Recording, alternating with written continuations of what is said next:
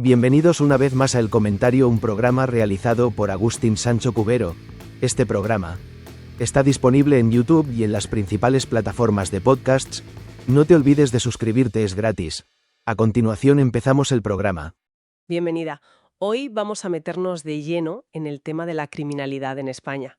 Tenemos varios informes sobre la mesa, los datos más recientes del Ministerio del Interior, un análisis de FIPGAR sobre percepción del crimen organizado, estudios sobre causas, sobre jóvenes, bueno, un poco de todo. La idea es intentar entender qué hay detrás de las cifras, ¿no? Más allá de los titulares. Exacto. Vamos a ver la evolución general, sí.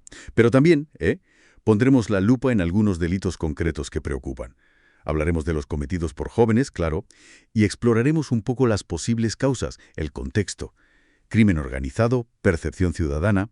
A ver qué sacamos en claro. Pues venga, empecemos por esa foto general, que ya de entrada sorprende un poco.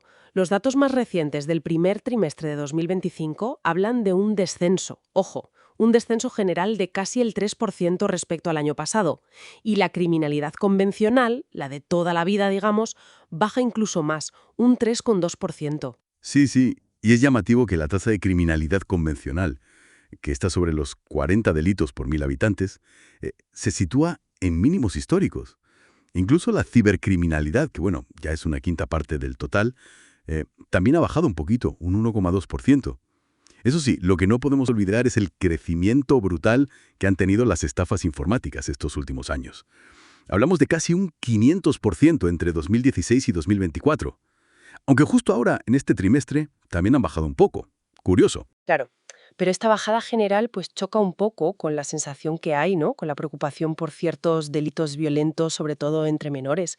La Fiscalía General del Estado ya dio la voz de alarma en su informe de 2023. Vamos a mirar eso con más calma, si te parece, usando también un análisis de Indret. Vale. A ver, en homicidios juveniles, la Fiscalía alertó de una subida, sí, de casi un 15% en 2022. Pero aquí viene lo interesante. Si miras las series largas, como hace Indret, este repunte viene después de una década entera de bajada. Una bajada muy notable, además, desde un pico parecido que hubo allá por 2005.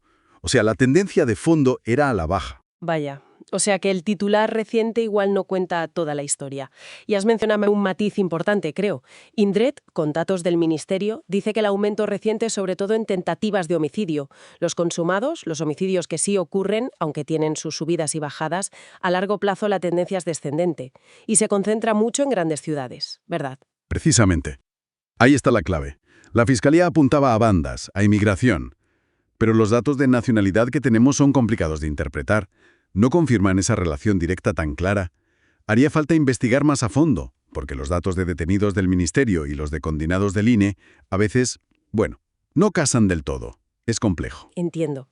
¿Y qué me dices de los delitos sexuales cometidos por jóvenes? Ahí también la Fiscalía habló de un aumento alarmante. Más del 45% en agresiones en 2022, decían. Sí, aquí la interpretación es delicada, digamos.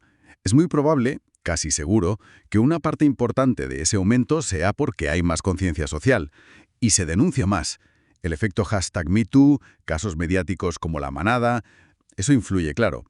Se ve muy claro en los abusos sexuales, donde las denuncias llevan subiendo de forma constante. Pero, ojo, en las agresiones sexuales pasa algo curioso. Suben mucho las denuncias y las investigaciones policiales, pero luego miras las condenas que registra el INE y ahí hay un descenso. Una diferencia entre denuncias y condenas. ¿Y eso por qué?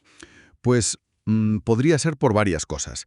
Dificultades para probar los hechos en juicio, quizá, o como apunta Indret, a lo mejor hay distintas percepciones sobre qué es el consentimiento entre los propios jóvenes. La relación directa con el consumo de pornografía que menciona la Fiscalía, bueno, no está demostrada científicamente como la única causa, ni mucho menos. Hay debate ahí. Vale. Volviendo a los datos generales de este inicio de 2025 que comentábamos, los delitos contra la libertad sexual en conjunto sí suben, casi un 4%, pero menos que otros años. Y en cambio, bajan bastante los robos con violencia, más de un 9%, y los hurtos también, más del 3%. Cierto. Aunque, por otro lado, sube el tráfico de drogas casi un 5%. El propio informe del Ministerio lo achaca a operaciones policiales grandes y específicas, por ejemplo, en el campo de Gibraltar. Entendido. Bueno, con todo este panorama, que es bastante variado, ¿qué factores pueden estar influyendo? ¿Qué nos dicen otros estudios? Pues mira, la percepción ciudadana es un factor en sí mismo. Un informe de FIBGAR, esta fundación que investiga crimen organizado y corrupción, dice que la gente lo ve como un problema grave en España, y lo ven muy ligado a la corrupción.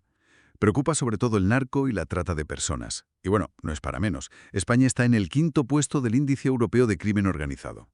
Nuestra posición geográfica influye mucho, claro.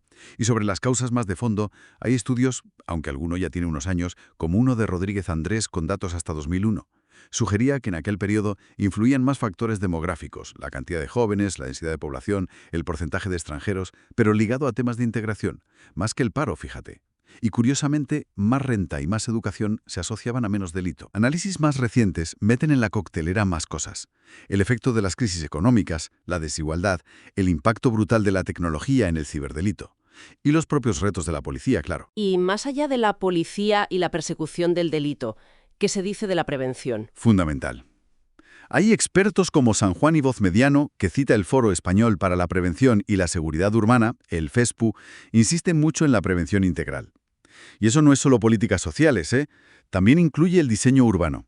Lo que llaman CPTED, Prevención del Delito a través del diseño ambiental. Básicamente, pensar cómo diseñamos nuestros barrios, nuestras ciudades, para que sean más seguras por sí mismas, para que disuadan el delito. Entendido. Entonces, para ir resumiendo, el panorama es complejo, ¿no? Tenemos una bajada general registrada en las cifras oficiales, pero luego hay focos de preocupación muy concretos como esa violencia juvenil, aunque incluso ahí hay matices importantes, si son tentativas o consumados, la diferencia entre denuncias y condenas. Exacto. Las causas son muchas y se mezclan. Cambios sociales que hacen que se denuncie más, factores demográficos, la economía, la sombra del crimen organizado. Los datos oficiales son una herramienta útil, sí, pero tienen sus limitaciones. Hay que cogerlos con pinzas, digamos, y buscar siempre el contexto completo. Pues nos queda una reflexión final, quizá. Ante titulares que a veces son muy alarmistas y con datos que son complejos, a veces hasta parecen contradictorios, ¿cómo podemos tener un debate público que sea más sereno, más informado? Un debate que nos lleve a estrategias de seguridad que funcionen de verdad, que no solo miren al delito en sí, sino también a cómo nos sentimos, a esa percepción de inseguridad. Quizá con enfoques más integrales, ¿no? Que incluyan desde la cohesión social hasta cómo planificamos nuestras ciudades. Da para pensar. Hasta aquí esta edición del programa del comentario, un programa realizado por Agustín Sancho Cubero. Este programa está disponible en YouTube y en las principales plataformas de podcasts. Hasta la próxima edición del programa. Muchas gracias. Dirección y realización Agustín Sancho Cubero.